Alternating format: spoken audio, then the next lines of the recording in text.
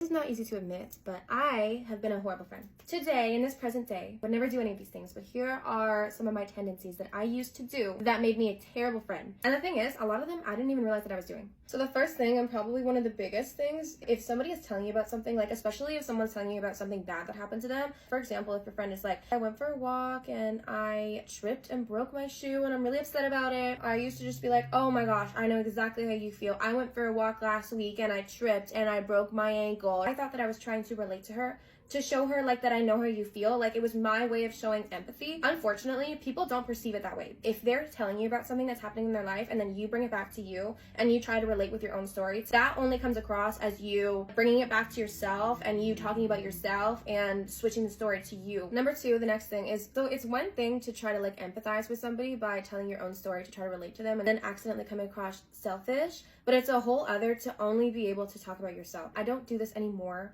but I used to do this when I would talk to people that, I'm not gonna lie, I didn't really care that much about, or I didn't really honestly have that much in common with. I used to have a few friends like that who would only ever talk about themselves, like what's new with them, what they're going through, what new guys they're talking to, what is happening in their life. Not once did they ever ask me a question about myself. Also, before anybody makes fun of me, this on my arm, it's obvious, it's right there. This is a stress rash because I've been going through it lately. Next thing, again, it might seem like an obvious one, and it's so important. Like you hear about it everywhere, like check on your friends. Once I moved away for college, for the first 6 months, yeah, I talked to all my friends, but honestly, it's really easy to forget to just see how everyone is doing. Some of my friends were going through so much stuff that I had no idea about because I just have been too busy to even ask people how they're doing. I never used to do this one, but I have friends that did this one. It's the most annoying thing in the whole wide book. Put boys before your friends. I had some really good friends before, one of which was one of my best friends, and she would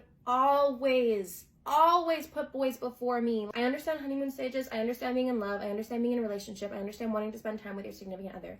But if your friend is so boy crazy that she puts going on random dates, meeting guys, talking to guys, spending time with random guys that barely really know her and she barely really knows them over plans with her friends, do you really need male validation? That, I don't know, it's just so weird to me. You need to find that validation in yourself, in your friends, because you're gonna lose your whole support network, all of your close friends, if you just keep putting boys ahead of people that actually have a track record of caring about you and checking in on you and being there for you. All of those people just go out the window because you met a cute guy and you're talking to him for 2 weeks. Whenever my friends would bring me their problems, I would always provide them with a solution, because I feel like there's two types of people. There's either the type of people that if you're presented with a problem, you solve the problem and give a solution, or there's the people who are more empathetic and just better at listening in general. Sometimes people just want to be heard and sometimes they just want sympathy. My friend was kind of unlucky with guys, and instead of providing sympathy and listening like I probably should have, I leveled with her and I gave her advice on the situation. I basically told her, are you sure that this is the guy that you want to be with? And she told me, I know you think that you're making me feel better, but you're not. It's making me feel a lot worse. I realized, oh my God,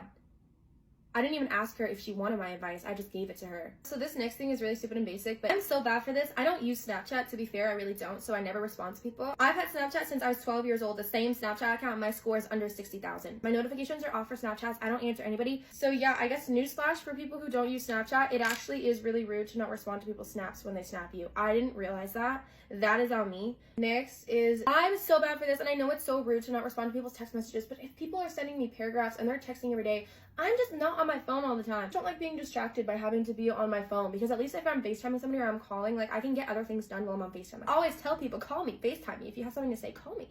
I'll answer right away. I'm really good at answering calls, answering texts. I have like a 48-hour reply time. A lot of people take offense to that. That is on me.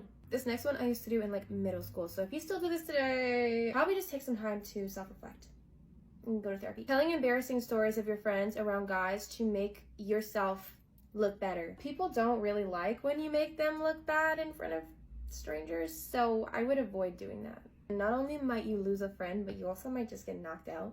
Because some people got anger issues, and if you're gonna stand up there in front of a bunch of guys and you're gonna tell your friends bad stories and embarrassing secrets to make yourself look good, I'm all the way over here. I can't help you. And finally, probably the worst thing that you could ever do, I did this when I was 10. So I get a pass. I did it in middle school. Guilty. I got karma for it. I learned there is no way in hell that I would ever do this today. Talk to your friend's ex. Get with your friend's ex. Try to date your friend's ex. If it's years ago and you have their permission, that's one thing. But if they just broke up, especially if their ex treated your friend badly, why would he treat you any differently? He might seem like he's gonna treat you better. You might seem like you have a lot in common. Maybe you seem like, oh, he's a sweet guy. Maybe my friend's just crazy, but he's actually a sweet guy and I think he would treat me differently. Wrong! Can you tell that I'm triggered? I'm triggered. Can you tell that I'm triggered? I'm triggered. Okay, everyone calm down. Don't do it to yourself. Don't do it to your friends.